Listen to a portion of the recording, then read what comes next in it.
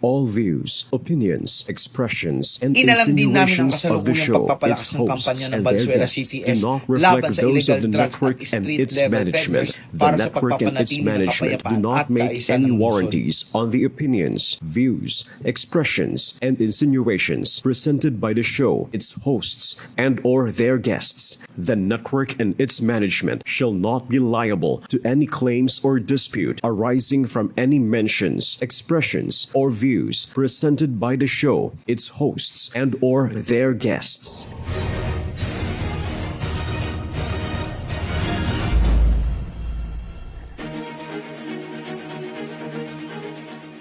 Sa ilalim ng pamumuno ng ating ama ng pambansang pulisya, Police General Jose Melencio Corpus Nartates Jr., itinataguyod ang serbisyong mabilis, tapat at nararamdaman. Magandang gabi! Ako po ang inyong lingkod at tagapag-ugnay, Police Colonel Alex Apolonio, Chief Complaint Referral and Monitoring Center Division ng Police Community Affairs and Development Group. Pangako ng bagong PNP ang mas pinaigting na police visibility at agarang pagtugon sa krimen. Ako naman po si Police Captain Cherry Vicente, OIC Television and Radio Production Section ng Information and Development Division ng Police Community Affairs and Development Group. Kaya naman sa pangunguna ng ating ama ng pambansang pulisya, Chief PNP Police General Jose Melencio Corpus Nartates Jr. Kayo po mga mahal naming kasambahay ang aming inspirasyon. Kami Kami po ang inyong police at your service.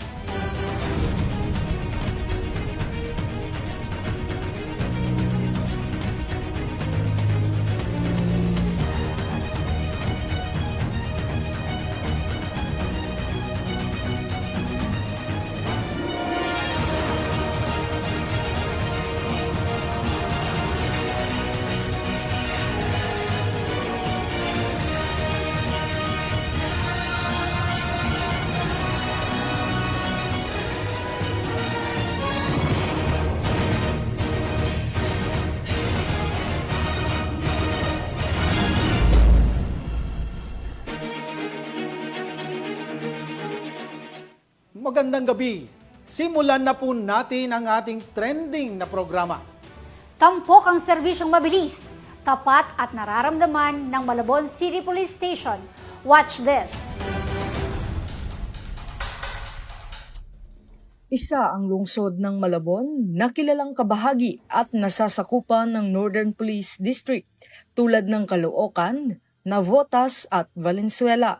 Ito ay itinuturing din na napakayaman sa makasaysayang kaganapan, lugar, establishmento at pagkakatatag ng mga kumpanya gaya na lamang ng tabako at asukal sa ating bansa. At sa pagdaan ng mga taon, itinuturing ang lungsod ng Malabon na highly urbanized city ng National Capital Region. Kaya naman, ang pagpapatupad ng seguridad rito ay malaking hamon para sa mga otoridad. Dahil diyan, sinadyang puntahan at kinapanayam ng pulis at your service team ang hepe ng himpilan ng Malabon City Police Station upang ibahagi niya ang ilang mahalagang detalye ng istasyon at kanilang pamamaraan ng pagpapatupad ng serbisyong mabilis, tapat at nararamdaman para sa residente ng Malabon, lalo na sa panahon ng pagbaha. Magandang gabi po sa lahat ng tagapanood ng Police at Your Service. Muli, ito po si Police Colonel Alan Benitez Umipig, ang Chief of Police ng Malabon City Police Station. Well, dito po sa Malabon City, identified na po namin ang mga barangays na laging binabaha. So dahil identified na po namin ang mga lugar na yan, ay pag-umpisa pa lang po ng bagyo, nakadeploy na po dyan ang aming mga tauhan. At lagi po ang coordination namin sa mga barangays at sa local government unit ng Malabon. Nandyan din po ang aming command center kung saan nakikita po kung ano yung status ng mga affected ng bagyo at lahat po na deployed na personnel ay trained naman po mga yan. Ang gamit po na pag-rescue namin, naka-imbak na po dyan sa mga barangay na yan upang madaling gamitin, madaling makuha kung kailangan po namin ng rescue. Aniya pa, bilang mga alagad ng batas, Sa lungsod ng Malabon, sila ay hindi nag-aatubiling magpatupad ng batas sa kanilang syudad. Kaya naman, aniya, ang mga pulis nila ay patuloy na nagsasagawa ng iba't ibang estratehiyang mariing pinaiiral sa mga sulok-sulok ng lungsod para mapanatiling payapa at ligtas ang mga residente. Tungkol naman po dyan, ginagamit po namin yung sinasabing intelligence operations. Okay? Ginagamit po namin intelligence operations. So dahil dyan, identified na po namin kung sino po yung mga gangs, kung sino po yung mga personalidad na may gawaing labag sa batas. Identified din po namin kung saan nagtatago yung mga most wanted persons and other wanted persons. At dyan po ang pinagtutuunan namin ng pansin. Napakalakas din po ng tulong o napakalaking tulong ang binibigay sa amin ng mga civilian volunteer organizations. Lahat ng barangay officials at ng mga tanod, sila po ang nagbibigay ng mga mahalagang information upang mahuli yung mga involved sa illegal activities at yung mga wanted persons. Maliban sa mga accomplishment nilang yan, ukol sa intelligence initiatives and crime prevention efforts, isa rin sa mariing tinututukan ng Pulis Malabon ang estado ng kapakanan ng mga mag-aaral at residente. Ayon kay Hepe, upang maiwasan ng ating mga kababayan na sila ay maging biktima ng iba't ibang modus at iligal na gawain, kaya naman, aniya ni Hepe, ito ang kanilang hakbangin. Gaya po ng nasabi ko kanina, identified na din po natin kung saan ang magugulong palengke, yung mga terminal ng mga sasakyan, saan yung mga eskwelahan, kung saan may mga nagaganap na snatching. Nakadeploy na rin po dyan ang mga pulis natin. Nakatuon din po tayo sa sinasabing balik eskwela kung saan may mga fixed post na po ang ating mga pulis doon sa mga eskwelahan na yan. At kasama din po natin, kagaya ng ginagawa natin, palagi ang ginagawa natin, kasama po natin ang mga civilian volunteers organization upang magmanman sa paligid at sila po ay very cooperative. Lahat po ng info nang gagaling din sa community ay ipinapasa po kaagad sa PNP at yan ay nakakatugon naman po kami kaagad. At pagdating naman sa usapin ng pagsusulong ng karapatan at kapakanan ng kabataan at kababaihan na umano ay naaabuso, ito ang tuwirang pahayag ni Hepe. Very active po ang WCPD ng Malabon City Police Station. Sa pakikipag-coordinate din po sa DSWD natin, wala pong unsolved na case dito tungkol sa kaso laban sa kababaihan at sa mga kabataan. Bukod sa patuloy na pagpapatupad ng iba't iba pa ng programa na nagsusulong ng payapa, matiwasay at seguridad ng mga residente sa lungsod ng Malabon, hindi rin isinasantabi ni Hepe ang usapin ng moral and welfare ng bawat miyembro ng istasyon na nagsasagawa ng mga police operation. Kaya naman, ito ang mga hakbangin at inisyatibo niya upang hindi maligaw ang landas ng bawat pulis. Ugali at disiplina ng aming mga tauhan. Nandyan po yung sinasabing daily personnel accounting. Bago po ma-deploy ang aming mga kapulisan, ay kinakausap po ng mga commanders. Kami po ang mga commanders, kami po ang nakikipag-usap sa kanila. Binibigyan po namin sila ng guidance tungkol sa Code of Conduct and Ethical Standards ng PNP. Maliban po dyan, may sinasabi din po yung Police Information and Continuing Education. Binabanggit po namin dyan, pinapaalala namin sa kanila kung ano ang dapat gawin. Dapat po sundin ang Police Operational Procedure, dapat maging magalang sa panghuhuli o dapat maging magalang sa pagpapatupad ng batas upang hindi po kami mapuna ng community. Bukod sa pagbibigay halaga sa internal discipline, moral and welfare ng pulis sa siyudad ng Malabon, aniya pa ni Hepe, pinaiigting at pinalalakas rin nila ang ugnayan sa pagitan ng pulisya at mamamayan. Kaya naman, narito ang kanilang mga inilalaan na aktibidad para sa kapakanan ng publiko. Well, yung mga barangay po natin ay very cooperative. Kagaya po ng nasabi ko kanina, palagian po ang dialogue namin sa mga barangay officials kung saan nalalaman po namin kung ano ang concern ng nasa baba at dyan po ang aming pinagtutuunan. Kagaya ng nasabi ko kanina, nandun po nakadeploy ang ating mga pulis kung saan may magulo upang sa ganon ay mabilis at kaagad-agad po naming maaksyonan ang kanilang mga concerns at hinaing. Maliban dyan, Hindi rin nila isinasantabi ang iba't ibang hamon sa kanilang pagsiserbisyong mabilis, tapat at nararamdaman. Kaya naman bilang hepe ng Malabon, narito ang kanyang pahayag at pagtugon sa usapin ng kinukonsiderang best practices para sa ikabubuti ng naturang syudad ng Malabon. Well, ang dami na pong na-accomplish at ang dami na din pong na-solve dahil po sa 911 hotline, tumatawag po ang mga tao dyan dahil po sa IEC na pinapakalat po namin sa baba. Alam na po ng tao na kailangan nilang tumawag sa 911 para sa mas mabilis at mas epektibong responde ng kapulisan. At dagdag rin na ibinida at malugod na ibinahagi ni Hepe ang kanilang pagtugon sa malawakang programang Unified 911. At bilang panghuli, nag-iwan ng tagubilin at mensahe ang hepe ng istasyon para sa mga nais dumulog sa himpilan ng Malabon City Police Station. Ang mensahe ko po sa mga Malabeños ay magtiwala po kayo sa PNP dahil nandito po kami upang tumulong. Hindi po kami nandito upang kayo ay bigyan ng problema o maging pabigat sa komunidad. Nandito po kami. Huwag po kayong mag-atubiling lumapit sa amin. Kami po ang inyong kapulisan. Kami po ang PNP na handang tumulong at tumugon sa lahat ng inyong concerns at pangangailangan. Tungkol naman po sa aming mga kasamahan sa pulis, i-maintain po natin ang sinasabing accountability at ang pagiging disiplinado sa sarili upang tayo po ay makaiwas na makagawa ng labag sa batas. Ako po si Police Colonel Alan Benitez Umipig, ang Chief of Police ng Malabon City Police Station. Ito ang bagong PNP para sa bagong Pilipinas, serbisyong mabilis, tapat at nararamdaman. Yan po ang pinalakas na disiplina at profesionalismo ng Malabon City Police Station. Dumako naman tayo sa agarang responde sa krimen ng Navotas City Police Station. Watch this.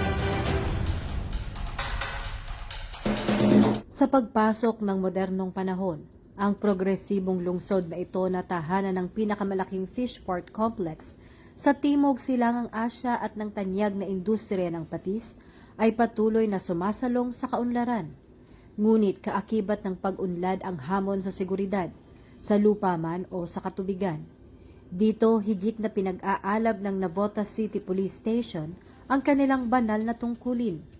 Sa pamamagitan ng makabagong teknolohiya, pinaigting na Coastal Security Patrol at marangal na pakikipagtulungan sa komunidad, tiyak ang kaligtasan sa bawat sulok ng lungsod. Mapangalagaan lamang ang kasaganahan ng bayan tungo sa isang serbisyong mabilis, tapat at nararamdaman para sa bawat Navoteño. Gaano nga ba kaepektibo ang pagpapatupad ng Safer Cities Strategy sa Metro Manila? Partikular dito sa lungsod ng Navotas, nakaharap ang hamon ng seguridad sa lupa at katubigan. Kilalanin natin ngayong gabi ang Navotas City Police Station sa pamumuno ng kanilang Chief of Police, si Police Colonel Reynante Penuela. Alamin natin kung paano ipinapatupad ng aming mga kaakibat sa serbisyo ang bagong uri ng smart at modernong pagbabantay. Magandang gabi po sa ating lahat. Ako po pala si Police Colonel Reynante Penuela, ang Chief of Police ng Navotas City. Bago po sa lahat, nais ko lang batiin yung ating mga lahat ng mga masusing taga-subaybay ng police at your service. Kung naririnig nyo yung programa ng ating DILG, yung Safer Cities, actually, since last year, ginagawa na natin ito. Ini-implement natin yung mga city ordinance. Nagkakandak rin tayo ng simultaneous anti-criminality law enforcement operation. Kasama rin po yung ating mga barangay. So every night sa Navotas, hindi lang isang beses but 2 beses po natin ginagawa yung tinatawag na simultaneous o plan na galugad. So lahat ng mga barangay, iniikot natin ito gabi-gabi. So ini-involve natin dito yung ating mga barangay officials. Maganda naman yung cooperation ng ating mga barangay dito kasi talagang sumasama sila sa pagkandak ng patrolling, yung tinatawag natin na implementation ng mga city ordinance. nandun sila para suportahan yung ating kapulisan. Mabilis yung responde. Kahit na wala pa kasi yung 911 ng DILG, yung Navotas City LGU is may establish na 911. Kung tumawag ka rito sa Navotas, automatic, i-connect dito sa ating kapulisan. Kaya nakakapag-responde na yung 5-minute response natin. Actually, I'm proud to say sa Navotas na minsan 3 minutes pa lang o below 3 minutes, nakakapag-responde yung ating kapulisan with regard sa tawag ng 911. Conducting a regular meeting, nag-create kasi yung ating Peace and Order Council ng Special Action Committee on Anti-Criminality. At the same time, yung Peaceport Development Authority ng Navotas ay regular din na nakikipag-dialogo sa atin kung ano yung mga pwede nating maitulong sa kanila, tsaka kung ano man yung iba pang mga activity na mapaganda yung programa with regards sa smuggling and other illegal fishing na pwedeng mangyari dito sa Navotas City. Kapag may mga nare-receive tayo, automatic, mabilis naman yung responde ng ating mga kapulisan. Now, pag hindi natin nakuha agad itong mga suspect at na-aresto, nagkikreate tayo ng Special Investigation Team. Sila po yung nagkakandak ng investigation, backtracking, and forward tracking para malaman kung saan pumunta o kung saan man yung exact location ng ating mga suspect. So, sa tulong ng ating mga barangays and other government agencies, especially sa LGU, yung kanilang action center. Meron tayong monitoring dito ng mga CCTV. So, mabilis naman yung ating pagresolba sa mga krimen na nare-report sa atin sa Navotas City Police Station. When I assume as Chief of Police, nag-create po tayo ng Police Assistant Desk. Kung nakita nyo bago kayo pumasok kanina, yung border ng Malabon sa Navotas, dyan sa may C4, meron tayong isa. Doon sa may going to Manila, yung border natin, yung C3, R10, nagkaroon din tayo ng isang pads dyan para ma-address yung problema ng jumper boys. Ito yung mga umakyat sa mga truck. At isang pads na nilagay din natin is yung sa may Malabon area. Ito ay sa boundary namin din ng Malabon para to address itong mga anti-criminality na programa natin. Meron din tayong tinatawag na Oplan Bandilyo sa ating mga matataong lugar katulad ng mga palengke, uwian sa mga nagtatrabaho, lalo na mga hapon na, uwian na, lalo ng mga estudyante. Tuloy-tuloy yung ating programa, yung Oplan Bandilyo, para to remind our people na mag-ingat, lalo na sa uwian paggabi. Hindi lamang basta pagpapatrolya sa mga baybayin ang ginagawa ng Navotas CPS, ito ay isang komprehensibong seguridad na pinapatibay ng community dialogue sa pamamagitan ng aktibong pakikipag-ugnayan at suporta sa alyansa ng mga mangingisda. Direktang naririnig ng kapulisan ang realidad sa dagat upang agad maidirekta ang mga tugong pangseguridad. With regards sa area na yan, we have conducting regular patrolling dyan sa coastal area. And of course, with constant coordination with the maritime group. Kasi mayroon tayong maritime police dito. Kasi yung karagatan is sa kanila po yan pagdating sa kasi wala ho kaming water asset. Kaya ang support lang namin, nagkakanda kami ng patrolling within the coastal area. At the same time, we have also conducting regular dialogue, yung tinatawag natin na mga alyansa ng mga mangingisda sa Navotas. At the same time, yung isang grupo na samahan ng mga maliit na mangingisda sa Navotas. So, regular tayo na nakikipag-conduct ng dialogue at meeting sa kanila. Samahan ng alyansa ng mangingisda sa Navotas ay sinama natin sila. Actually, may representative sila during meeting para to get kung ano man yung mga problema nila, ipaparating din natin kung ano yung mga pwede naming maitulong sa kanila.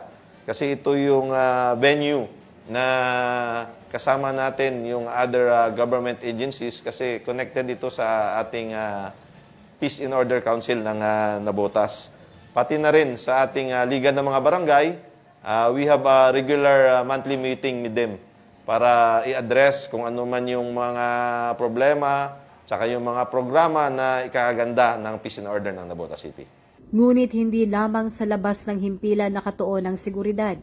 Kasabay nito ang mahigpit na pagpapatupad ng disiplina at responsibilidad sa mga tauhan ng Navotas CPS.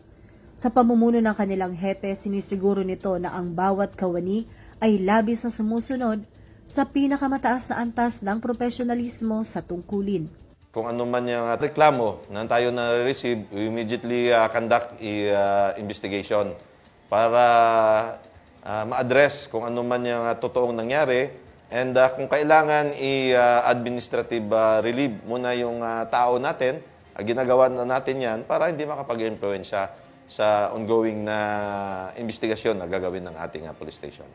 Sentro sa mandato ng Navotas City Police Station ang pagtataguyod sa karapatan at kapakanan ng mga kababaihan at ng kabataan sa lungsod. Sa pamamagitan ng mga aktibong programa laban sa pang-aabuso at krimen, sinisiguro ng kapulisan na may ligtas na espasyo ang bawat pamilyang Navoteño upang umunlad. Maganda ang aming koordinasyon kasi regular yung aming meeting ng WCPS through the representative from the barangay. Kung narinig nyo yung BCPC, yung Barangay Child Protection Center. So parang katulad sa Peace and Order Council, regular din ang ating meeting. Actually, nung last month lang, nag-conduct ko tayo ng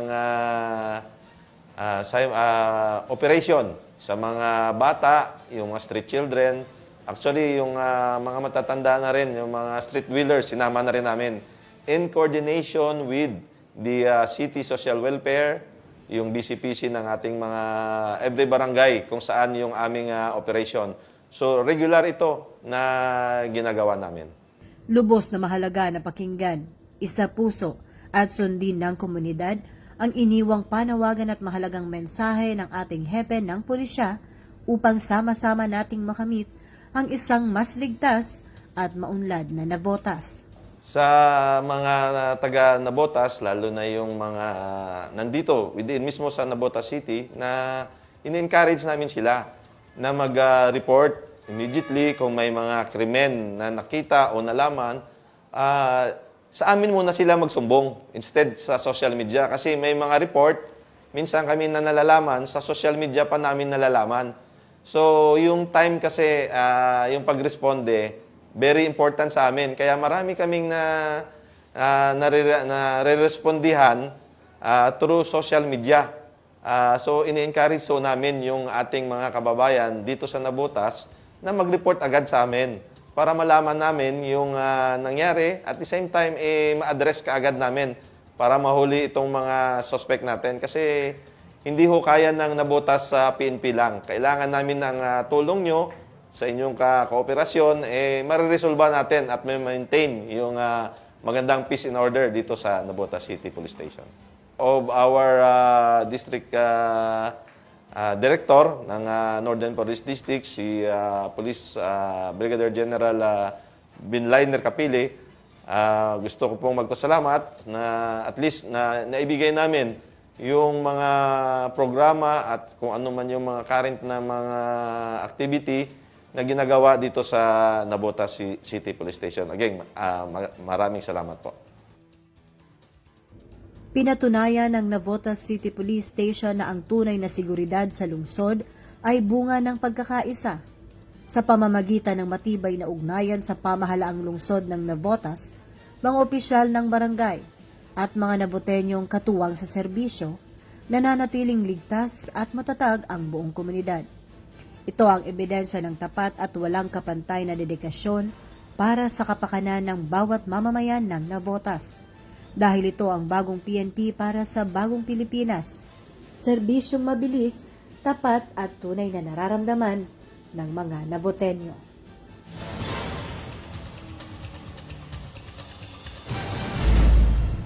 Ito po ang bagong pulis sa bagong Pilipinas, tungo sa tunay na kaunlaran para sa bawat mamamayan. Kaya sama-sama natin itong kamtan sa pagbabalik ng inyong Police at your service.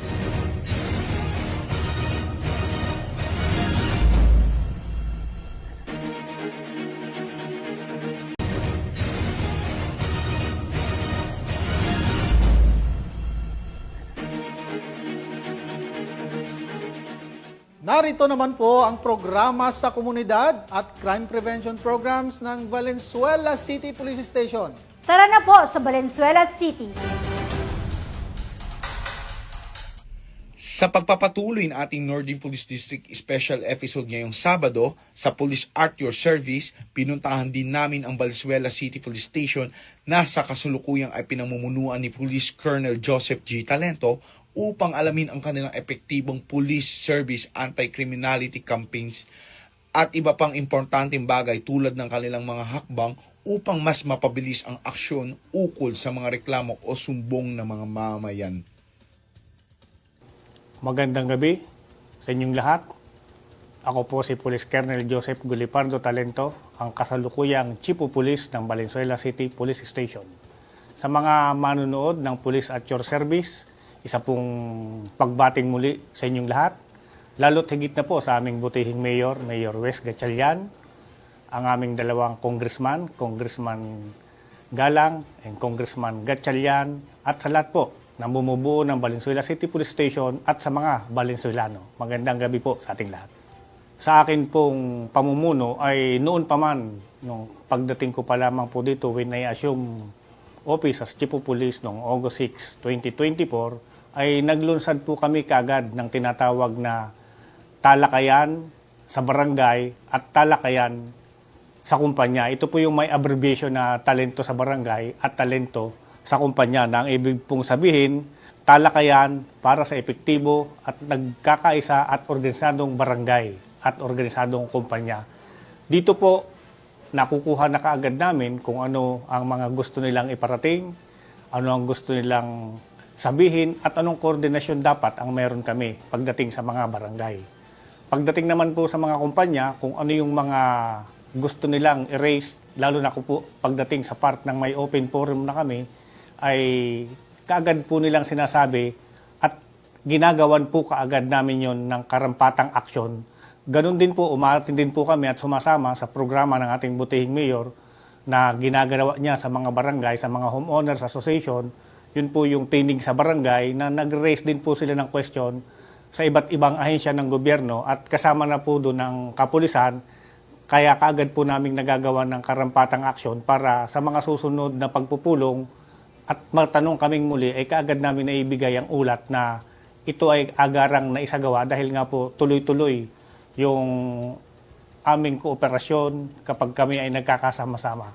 Bumibisita na rin po kami sa mga barangay at kumpanya, dun sa talento sa barangay at talento sa kumpanya. Hindi na namin hinihintay pa yung panahon na pupunta pa sila dito sa amin. Kami na po ang bumababa para sa kanila. Nabanggit ko po kanina na talento sa kumpanya at talento sa barangay, kasama na rin po dito yung ating Enhanced Managing Police Operation at iba't iba pang estratehiya para po sa pagsugpo ng kriminalidad at mas mapalakas po ang kapulisan. Kasama na po dito yung suporta galing sa local government unit na alam naman po ng lahat na dito sa National Capital Region, ang Valenzuela City Police Station ang may pinakamaraming mobile car na galing sa LGU. Nadyan po yung aming Electric Mobile Patrol Unit.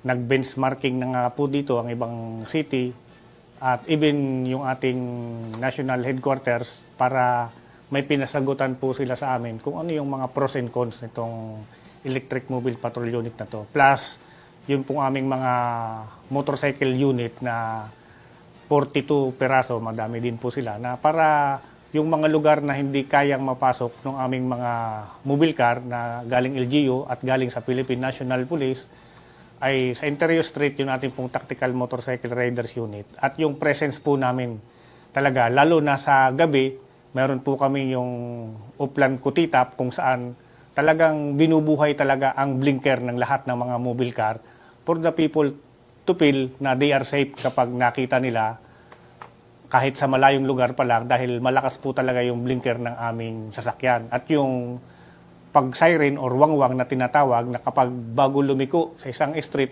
while they are conducting patrol, nagbubusin na po sila ng wangwang para sa mga nasa loob ng bahay na marinig naman nila na nadyan ng ating kapulisan, safe tayo. Para sa mga lawless element na nagbabalak, maririnig din nila may pulis, hindi tayo safe.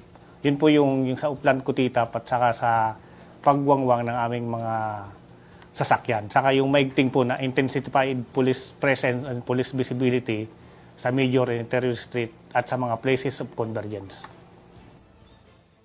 Inalam din namin ang kasalukuyang pagpapalakas ng kampanya ng Valenzuela CPS laban sa illegal drugs at street-level peddlers para sa pagpapanatili ng kapayapaan at kaayusan ng lungsod.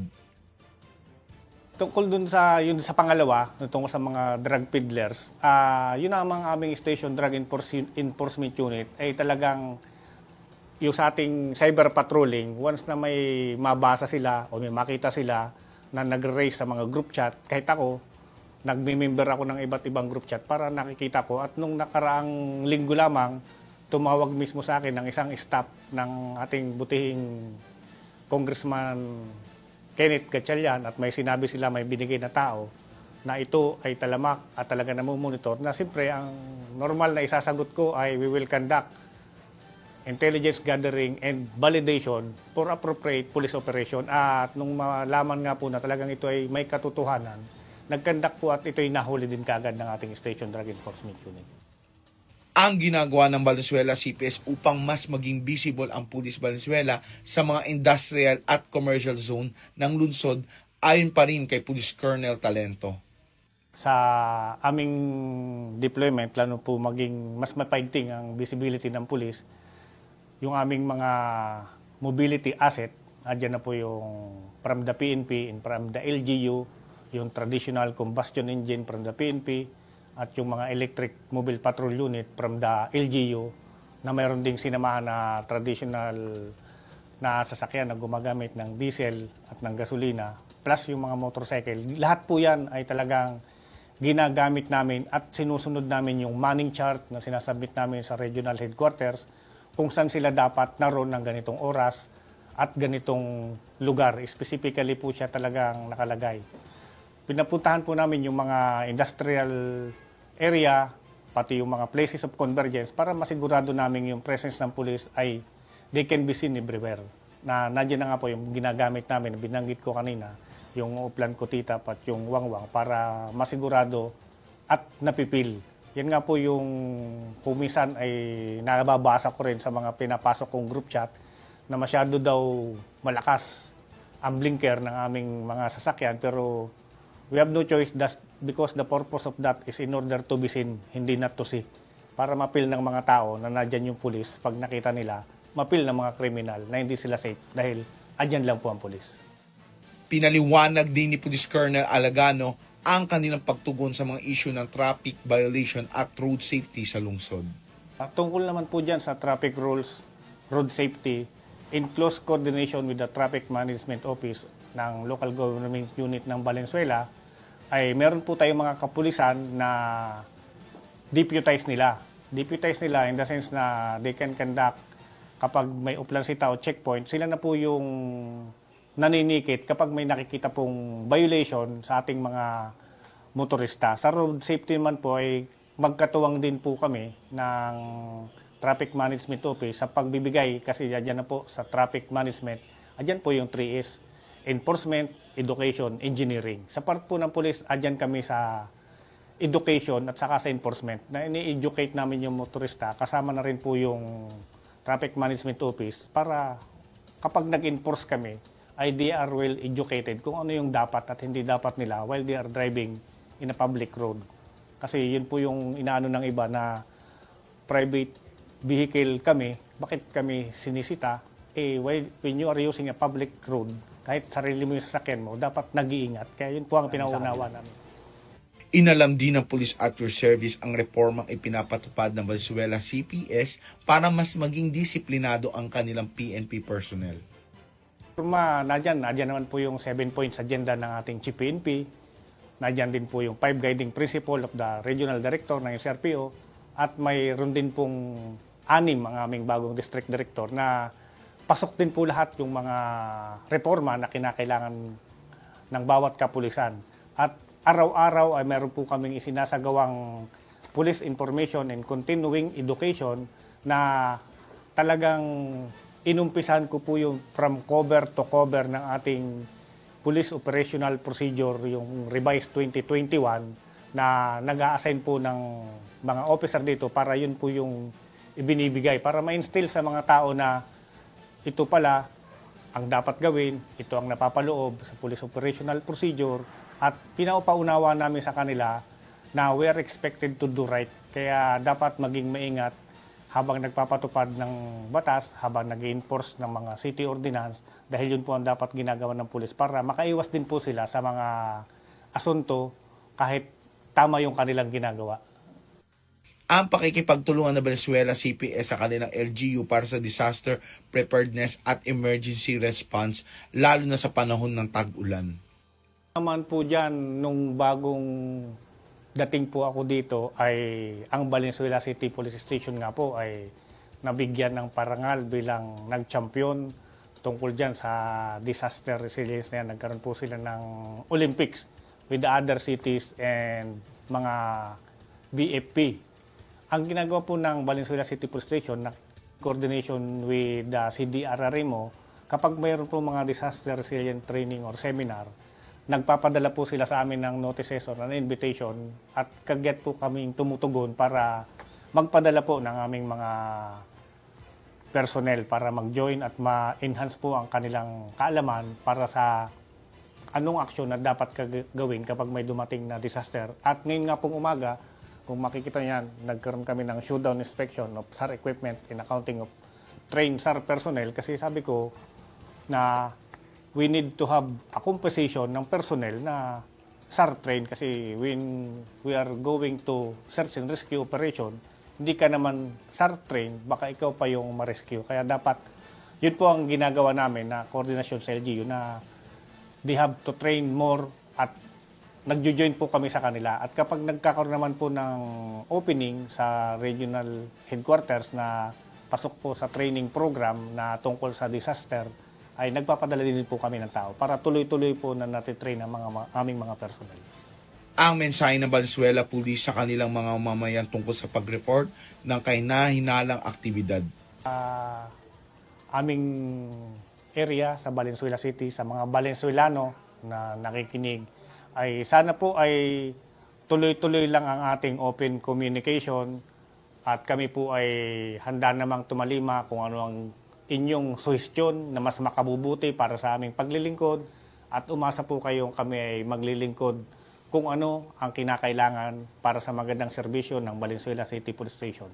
Sa amin naman pong best practices ay bukod po sa, yan, nakikita po nyo sa inyong likuran, the PNP issued radio communication is HITERA, but here in Valenzuela, we have different type of communication. From the traditional VHF, UHF, to HF, pati na rin po sa Selo, ay meron po kami niyan para when there are areas na walang signal ang cellphone, may radyo kami, at when there are areas na hindi po abot ang repeater o signal ng radyo, ay we have our Selo, and we have the interconnectivity between the radio and the cellphone through the Selo crosslink device.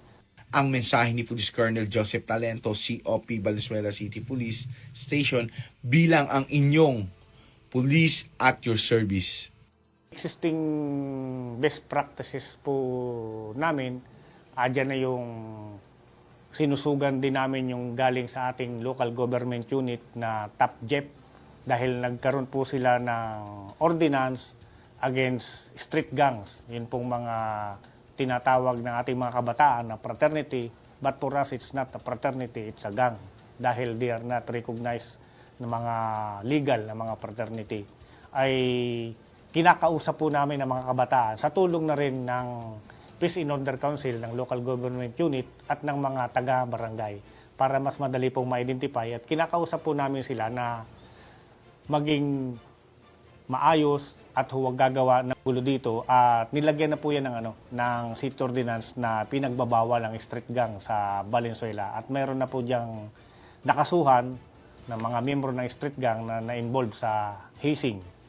Sa amin naman po, meron din kaming ang aming CESPO, yung Valenzuela CAP na abbreviation, na yung mga retired personnel, even the active personnel na nagkakaroon ng karamdaman ay binisita po at binibigyan ng karampatang pinansyal na tulong. Yun po ang pinaka-importante sa lahat na sinasabi nga sa leadership principle na know your men, look out for their welfare. Kaya hindi po namin yun pinababayaan, yung moral and welfare ng aming mga kasamahan. Muli, ako po si Police Colonel Joseph Gulipardo Talento, ang hepe ng Valenzuela City Police Station. Ito ang bagong PNP para sa bagong Pilipinas. Serbisyong mabilis, tapat at nararamdaman. Mga mahal naming mga kasangbahay, marami pong salamat sa patuloy na pagtitiwala at suporta sa inyong pambansang pulisya. Sa paggabay ng ating Pangulong Ferdinand Bongbong Marcos Jr. tungo sa ligtas at maunlad na bagong Pilipinas para sa bawat Pilipino. At sa pamumuno ng ating Chief PNP, Police General Jose Melencio Corpus Nartates Jr., kami po ang inyong bagong PNP para sa bagong Pilipinas, serbisyong mabilis, tapat at nararamdaman. Ako po ang inyong lingkod at tagapag-ugnay, Police Colonel Alex Apolonio, Chief Complaint Referral Monitoring Center Division ng Police Community Affairs and Development Group. At ako naman po si Police Captain Cherry Vicente, OIC Television and Radio Production Section, Information and Communication Development Division ng Police Community Affairs and Development Group. Patuloy po nating suportahan ang inyong PNP at ang ating pamahalaan tungo sa ganap na kaayusan at kaunlaran ng ating bayan. Magkita-kita tayong muli sa susunod na Sabado sa patuloy na pagpapakita ng serbisyo ng inyong pulisya para sa bayan at mamamayan ng inyong Police at your service. Dahil kami sa UNTV, Diyos ang aming sandigan, serbisyo publiko ang aming pinahahalagahan. Salamat sa Diyos, mabuhay ang pambansang pulisya at mabuhay ang ating inang bayang Pilipinas.